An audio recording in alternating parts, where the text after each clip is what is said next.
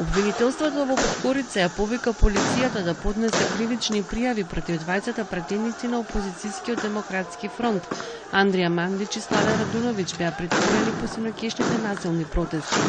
Демократскиот фронт пак бара хитно да бидат пуштени, најавија дека во 19 часот нивните приврзаници ќе бидат пред обвинителството да барат одговор за притворот и прекин на секаков политички диалог со власта.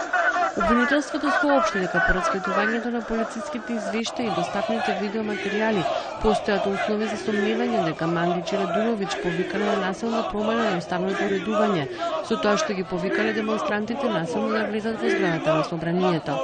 Во меѓувреме председателот на собранието Ранко Кривокапич посочи дека Демократскиот фронт не дојде на денешниот состанок, каде требаше низ диалог да се смират страстите што ги разгора синоќешните демонстрации кога се судри опозиционите демонстранти со полицијата.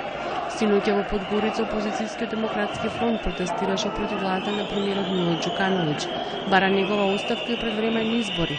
За време на протестите полицијата фрли со оцевеци димни бомби за да ги растера демонстрантите кои сакаа да го пробијат полицискиот кордон и да влезат во Црногорското собрание.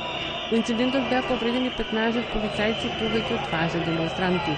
Европската унија повика инцидентот да се расчисти, а во земјата да почне политички диалог меѓу власта и опозицијата.